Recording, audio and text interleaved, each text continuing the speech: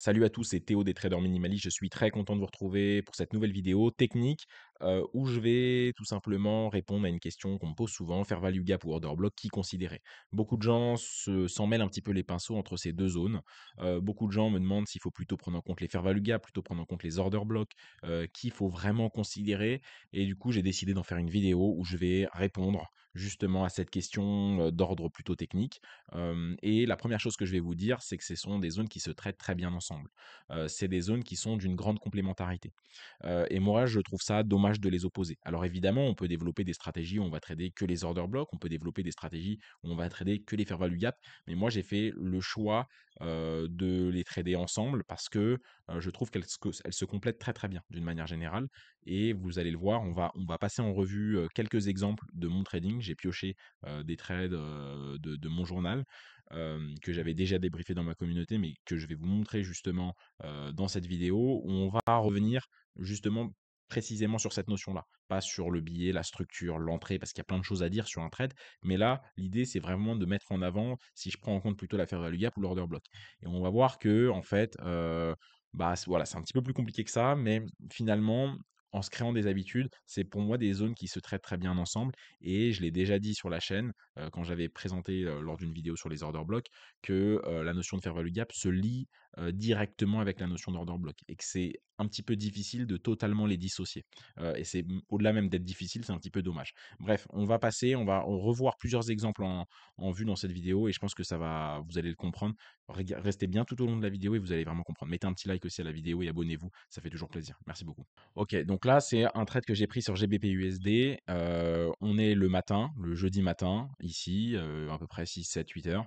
Je fais mon analyse journalière. Qu'est-ce que je vais remarquer ici? On peut même mettre les fair value gap en évidence. On remarque qu'il y a des fair value gap qui sont intéressantes.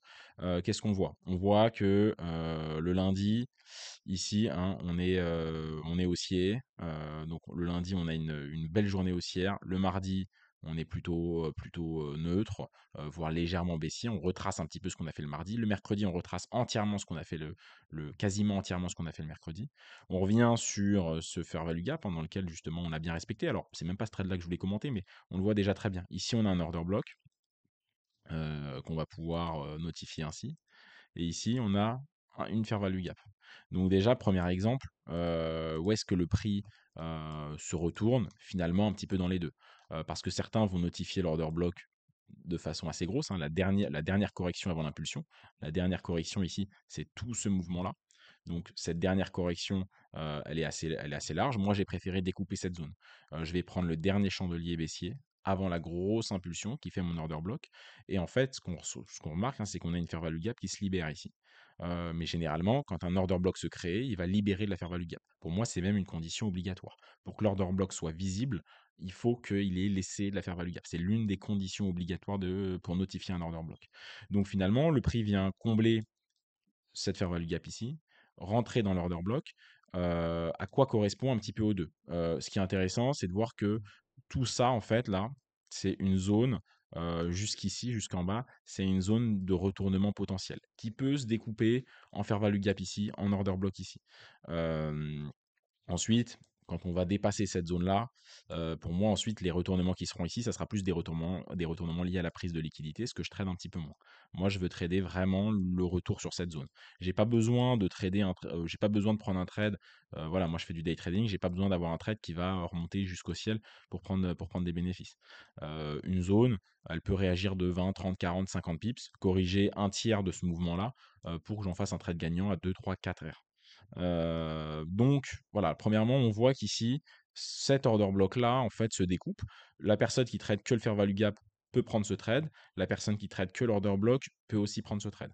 Donc on le voit que ce gros order block, en fait, se découpe en deux zones de façon très cohérente. Mais c'est pas ce trade-là que je vais vous débriefer.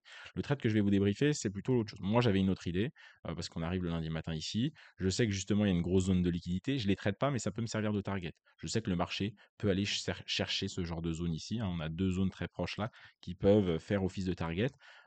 et qui peuvent que le prix peut justement aller chercher. Soit va se retourner ici, mais je ne vais pas trader le retournement, pour aller plus haut, recharger et peut-être pour aller plus bas, hein. On voit qu'on a pas mal de niveaux très intéressants à aller chercher. On a toutes ces voilà, hein, ceux qui aiment les trendlines de liquidité ici, on voit, mais on a plein de niveaux ici intéressants à aller chercher. Plus haut, on a une fair value gap, juste au-dessus de l'Asian High. Ça, j'aime beaucoup cette zone. C'est une zone qui est collée à l'Asian High, mais derrière, on n'a pas vraiment d'order block. Pour moi, comprenez, un order block libère de la fair value gap. Une fair value gap peut être libérée sans vraiment d'order block derrière visible. Alors effectivement, on a cet order block là qui pourrait finalement s'analyser comme ça. C'est un pâté. Regardez l'amplitude de cette zone. C'est une zone qui fait, on le voit ici, 40 pips. 40 pips quand on va en M5 pour aller rentrer sur une zone de 40 pips, c'est quasiment impossible. Donc ensuite, on pourrait aller en M30 et essayer de l'affiner un peu en se disant, c'est voilà, moi je vais pas en M30, mais mes order blocks, mes FVG, je les analyse du H1 au H4. Je m'interdis d'aller sur trop d'unités de temps pour que mon trading reste simple, minimaliste. C'est le nom de la chaîne, vous comprenez bien. Donc, moi, j'ai un trading, que ce soit mes zones, mes entrées, tout est simple. Parce que si je commence à mettre trop d'éléments, trop d'unités de temps, trop d'entrées possibles, au bout d'un moment, je perds cette simplicité d'exécution. Et peu importe si je perds des zones, peu importe si parfois bah, il y a des trades qui auraient pu être intéressants, c'est pas grave, je m'en fiche. Des trades, il y en aura une infinité. Je suis sur les marchés depuis plusieurs années, je serai là pour plusieurs années. Donc effectivement, c'est un order block que j'aurais pu notifier, que je n'ai pas notifié parce que je m'arrête au H1. Et en H1, bah, l'order block, il n'est pas vraiment visible. En tout cas, j'ai une belle zone de fair value gap ici. Ok. En dessous, on a déjà bien utilisé mon order block, mais regardez ce qui va se passer. On a quand même un marché qui va prendre cette première liquidité-là, hein. Donc qui va respecter plus ou moins cet order block, qui forme un equal ici, et le marché va totalement réagir à ça. Moi, ce qui va m'intéresser, c'est vraiment l'entrée qu'il va y avoir sur cette fair value gap-là. C'est une fair value gap, vous vous souvenez, 1 heure. Cette fair value gap, elle est en 1 heure. On peut voir, hein, même en M5, hein, on va aller en M5 si ça me vaut bien, que cette accumulation peut représenter effectivement un order block. Donc c'est intéressant. On a une première réaction, mais le problème c'est qu'on comble pas énormément la fair value gap et je vais pas rentrer dans les détails de mon setup, mais j'ai pas mon setup d'entrée. Ici, le marché va revenir dans la fair value gap plus clairement, va la dépasser, c'est pas un problème, et le setup va se faire un petit peu plus haut. Boum, là on va avoir un retournement de marché, le marché va corriger, et ensuite le marché va partir à la baisse. Du moins, il me semble. Boum, voilà. Donc, ce qui s'est passé ici, c'est qu'on est venu combler cette fair value gap. Le marché est venu la combler. Elle était très fine, donc évidemment, un setup en M5, ça demande un peu d'amplitude. Elle est globalement assez fine, hein. Elle fait à peu près 5 pips, mais pour moi, elle est valable. Une fair value gap qui fait 1-2 pips, c'est ridicule, donc je ne vais pas le trader. Par exemple, ah non, j'ai pas d'exemple de fair value gap minuscule. Bon, celle-là, elle est aussi correcte. Mais un fair value gap qui va être tout fin, je vais pas la prendre en compte parce que même d'une cotation à l'autre sur un courtier CFD, on l'aura pas forcément. Là, c'est une fair value gap intéressante. Elle est au-dessus de l'Asian High. En plus, on le voit que si on monte en M5, il y a cet order block qui l'a créé avec un petit excès de volatilité qui a permis justement de libérer cette impulsion en pleine nuit. Le marché a bien bougé. Hop. Et donc, c'est très intéressant ce qui se passe. Là, le marché rentre une première fois, boum, boum, boum. Et là, casse ici, fait un choche. On peut rentrer là, on peut rentrer de plusieurs manières. Et ensuite, le marché va libérer à la baisse. Très intéressant. Mais on note bien, première chose, voilà, premier cas que je vois, on note bien qu'ici, je n'ai pas notifié d'order block. C'est pas grave. Je ne vois pas d'order block, je ne l'ai pas notifié, j'en ai pas tracé. Je n'ai tracé qu'une fair value gap. Parce que ça, c'est un cacaboudin pour lequel je ne peux pas tracer graphiquement un order block. Donc, premièrement, ok, très bien, je prends un trade, il n'y a pas d'order block, je la trade en fair value gap. Si j'avais un order block, j'aurais pu distinguer ma zone en deux. Ok, donc là, autre cas sur USDCHF. C'est intéressant ce qui s'est passé là. Encore une fois, on va commenter un petit peu ce cas. Qu'est-ce qui s'est passé? On est dans un marché baissier. Je suis obligé de mettre un tout petit peu de contexte, mais on est dans un marché baissier. On le voit, les impulsions sont baissières. Boum, boum, boum. On fait des break-off structure. Le marché baisse, baisse, break-off structure, baisse, break-off structure, baisse. Intéressant. Le marché, boum, latéralise, tac, hop, on casse ce range, boum. Et ici, il décide de corriger un petit peu. Forcément, dans cette grosse baisse, on a libéré de la fair value gap, qui peut être visible en daily, en 4 heures, en 2 heures, en 1 heure. On n'a pas besoin de vérification, on voit que là, il y a de la fair value gap. Le marché n'a pas corrigé cette zone-là. Donc, c'est intéressant. Plusieurs choses à noter. Le matin, il est 8 heures, on est le vendredi, on a potentiellement plusieurs petits trades à faire. On est Donc baissier, hein, si on est plutôt en 4 heures. En 4 heures, on est baissier, on le voit, hein, ce mouvement-là est baissier, impulsion, correction, impulsion, correction. Voilà, on est baissier, on est au sein d'une correction. Donc on peut premièrement se dire, il va y avoir une continuation de tendance, on peut viser plus bas. Et ici, tout ça là, ça nous fait un gros bloc intéressant pour prendre des shorts. On peut aussi se dire, peut-être si le marché corrige ici, le marché aura besoin de corriger plus haut et je pourrais chercher des achats ici pour aller voir plus haut. On peut très bien prendre des trades à l'achat et trades à la vente. On n'est pas obligé, quand on fait du day trading, avoir un billet, ça ne veut pas dire qu'on trade qu'à l'achat ou qu'à la vente pendant un mois, 2 mois, un trimestre entier. Ça veut juste dire qu'en fonction du contexte de la journée, du contexte de la semaine, il y aura des trades à l'achat ou des trades à la vente à prendre en fonction de ce que le prix nous fait. Au début de ma semaine, je ne vais pas dire j'ai un billet haussier, je ne vais que acheter le marché. Ou j'ai un billet baissier, je ne vais que vendre le marché. Pour un swing trader, je peux comprendre cette vision du trading là. Pour un day trader, je trouve que c'est quand même plus intéressant d'avoir un peu plus de flexibilité en fonction des scénarios qui vont se passer dans la semaine. Donc là, je suis en 4 heures, ok. Je suis en 1 heure, excusez-moi. Donc j'ai des fair value gap là intéressants, mais ils ont été créés la nuit. Je suis pas généralement un grand fan. J'aime bien que mes zones, notamment mes fair value gap ou mes order blocks, soient un petit peu tassés par le marché. Donc j'ai une fair value gap ici intéressante. Voilà, là j'ai une fair value gap intéressante. J'ai un order block aussi qui est ici, compliqué à notifier. On a ce gros order block là. On va l'affiner un petit peu et en fait j'ai voilà, si je suis un peu précis et que je suis pas trop, on a en gros cette zone là, ces deux zones, ce cluster de zones ici d'accumulation, boum, le marché a pété, a cassé de la structure, a libéré de la fair value gap. On est venu compléter une partie de cette fair value gap une première fois avec cette mèche et il nous en reste un peu. Donc on a ce trade là potentiellement. Le problème c'est qu'on est très haut, on est le vendredi 8 heures et on est à plus de 80 pips. Donc ça, c'est une zone plutôt intéressante pour la semaine d'après. C'est un petit conseil. Quand vous êtes à 80 pips de votre zone, n'oubliez pas, il faut que votre zone arrive ici, et là, vous allez prendre un trade. Donc ensuite, il faut que le prix ait suffisamment de volatilité, d'énergie, pour ensuite vous libérer le trade. Par contre, ici, ce qu'on a d'intéressant, c'est une belle fair value gap, hein. On a une belle fair value gap ici, on a plusieurs belles fair value gap en 4 heures. On a cet ensemble de fair value gap là, qu'on va notifier ici, et on a même cette belle fair value gap 4 heures. On a cette belle fair value gap 4 heures. En 1 heure, ce que ça donne, c'est un peu la même chose. En plus, on a un breaker block ici intéressant. Donc on voit que tout ça là, il y a de la zone. Il y a de la zone, je mets au B, mais c'est un breaker. C'est un order block qui n'a pas tenu, hein, on le voit. Ici, on crée un order block. Boum, le marché le casse. Ça crée un breaker block. Bon, le problème, c'est que cette zone, elle est très très large. Donc moi, j'ai cette zone qui m'intéresse. Si le marché décide de trop monter sans montrer de signe d'inversion, je vais le laisser aller. La zone de breaker, elle est trop loin, je vais le laisser aller. Et pareil, cette fair value gap, elle est très grosse. Je vais laisser le prix rentrer dedans. Si le prix était allé dedans, voilà, qu'il se tasse dedans, qu'il me fasse un petit range. Et peut-être là, s'il reste de la fair value gap au-dessus du range, je pourrais l'attaquer. Mais quand les fair value gaps sont grosses comme ça, sont très très larges, je vais laisser le prix rentrer, laisser le prix former d'autres petits patterns, même peut-être au sein de cette grosse fair value gap 4 heures, le marché il peut monter dedans, tac tac tac tac tac, me libérer ici une fair value gap 1 heure, au sein de ma grosse fair value gap 4 heures. Et là, peut-être que ça sera plus cohérent. Mais là, quand la zone est très très ample, il y a beaucoup de mauvais trades qui peuvent se prendre. Parce que vous voyez, un premier signe de retournement, boum, SL, boum, SL, boum, SL. Elle est tellement large la zone que on peut se prendre 4 SL avant de voir juste dans le retournement. Et si on prend 3 R sur le TP mais qu'on a perdu 4 R sur 4 SL, ça vaut pas forcément le coup de s'y risquer.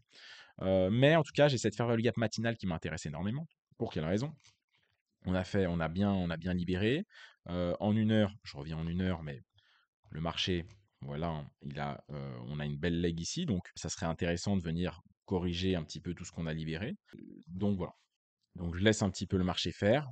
Il rentre dans la fair value gap et là c'est intéressant ce qui s'est passé. Alors on n'est pas rentré énormément dans la fair value gap, mais en fait ce qu'il faut comprendre c'est que moi je le trade à 8 heures, mais en fait cette fair value gap elle est un peu plus grosse que ça. Il y en a en dessous, mais le marché est venu la combler en partie dans la nuit. Donc le matin, moi quand je me réveille à peu près aux alentours de 8 heures, je regarde ce qui me reste de fair value gap.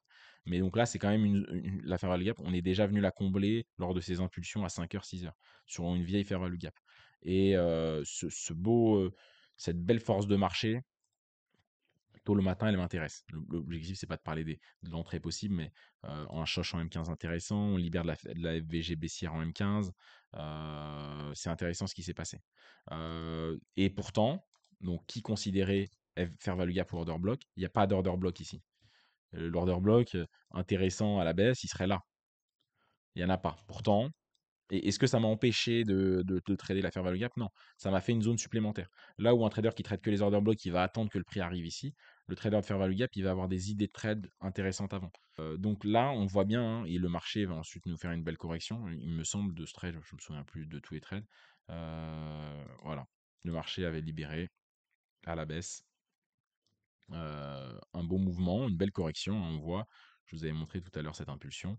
On est venu corriger à peu près 60% de l'impulsion. On est venu corriger 50, 60, 65, 70% à l'œil nu de l'impulsion. Excusez-moi. L'impulsion, elle a été corrigée à peu près à 60-70%. Donc ça, c'est très intéressant ce qui s'est passé là. On n'a pas parlé d'order block. Il n'y en a pas eu besoin. Donc, qui considérait dans ce cas-là la fair value gap? Parce qu'il n'y a pas d'order block. Donc, se cantonner qu'à des order blocks fait qu'on aurait très très peu de zones. Ici, là, on a très peu de zones. Avec la fair value gap, on a beaucoup plus d'endroits intéressants et beaucoup plus de scénarios possibles. Là, pour attendre que le prix revienne ici, il peut se passer une semaine, 2 semaines, 3 semaines.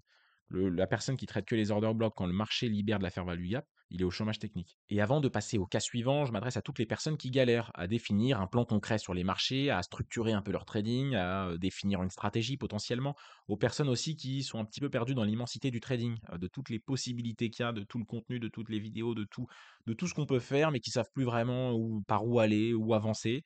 N'hésitez pas à réserver un appel avec moi. L'appel est gratuit, non engageant, je ne mords pas, je promets. Le calendrier pour réserver son créneau est dans la description en commentaire épinglé. Et donc voilà, je m'adresse aux personnes qui n'arrivent pas à définir un plan, qui n'ont pas de structure de trading, qui sont perdus dans l'immensité des possibilités au trading, qui veulent aussi savoir potentiellement si elles sont sur le bon chemin, qui commencent à avancer, mais qui veulent voilà, une petite validité ou des petits conseils pour partir et continuer leur route. N'hésitez pas à réserver un appel avec moi. Le lien de l'appel est en commentaire épinglé ou en description. Vous avez différents créneaux, vous rentrez vos informations, vous réservez un créneau et on se retrouvera en appel avec plaisir. Je vous laisse pour le prochain cas. Ok, un autre exemple. On va accélérer un petit peu, mais un autre exemple qui va être très intéressant. Le marché monte. Le marché monte. On n'a pas trop de zones de fair value gap en dessous. On le voit. Je vous parlais de micro-zone tout à l'heure. Ça, c'est une micro-zone, hein. Ça tient à un pips de la mèche là. Bon, je ne vais pas la considérer. Celle-là aussi, c'est vraiment petit, petit. Donc en dessous, on n'a pas vraiment de zone en H1. En H2, on a une zone intéressante ici, qui correspond pas à une fair value gap en H1, mais pourquoi pas.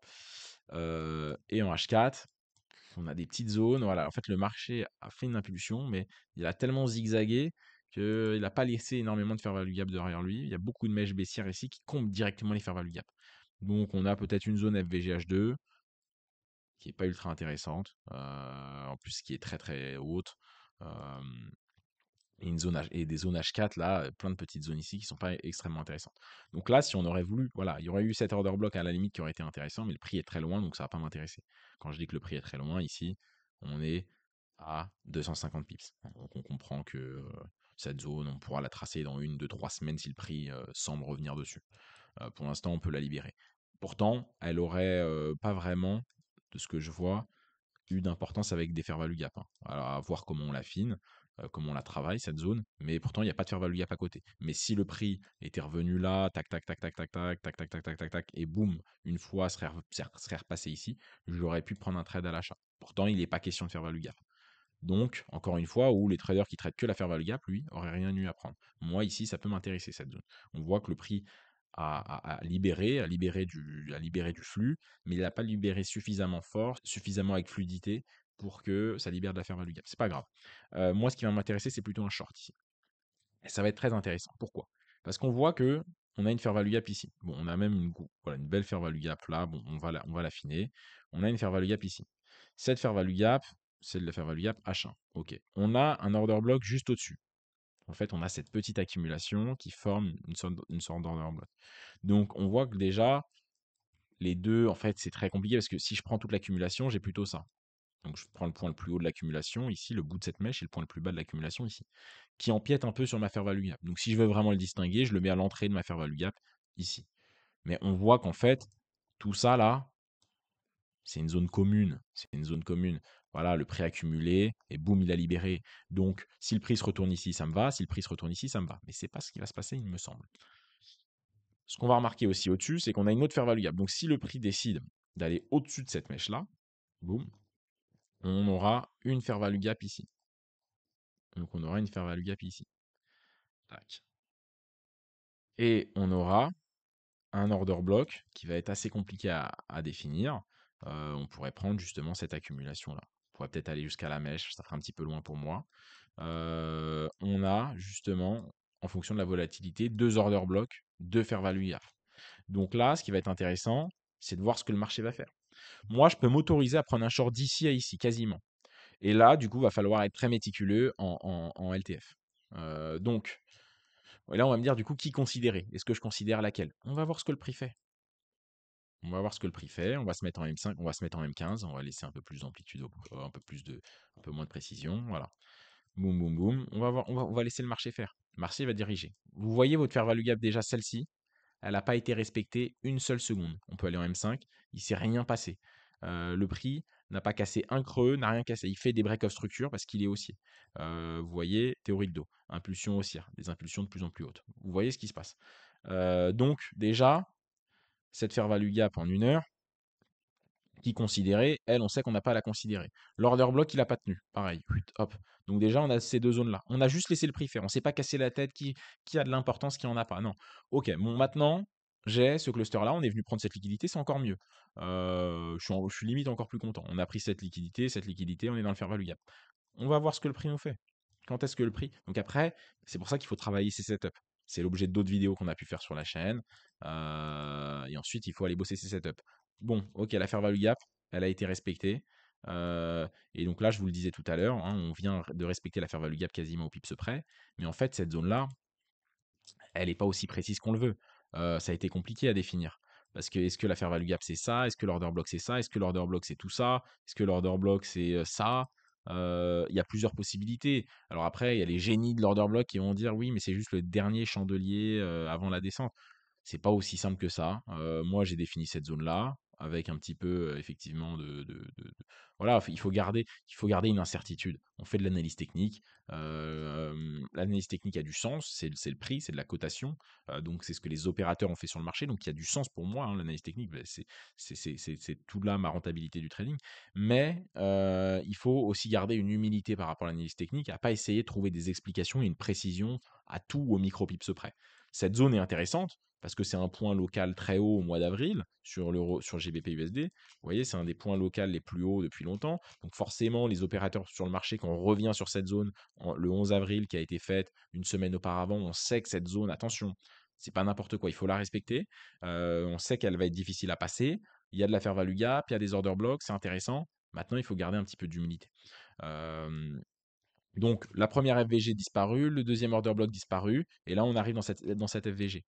Et là, on va faire un signal plus ou moins intéressant en M5 ou en M1, où le prix va corriger une partie de ça. Donc, on voit qu'on a eu une belle réaction dans cette fair value gap-là, qui considérait, du coup, c'est la fair value gap en soi qui a gagné, mais finalement, c'est toute cette zone qui nous a permis de prendre un trade, et c'est là où il faut être très alerte sur le LTF. Ok, vous commencez à comprendre un peu la mécanique. Il est le matin, peut-être on va laisser un chandelier de plus.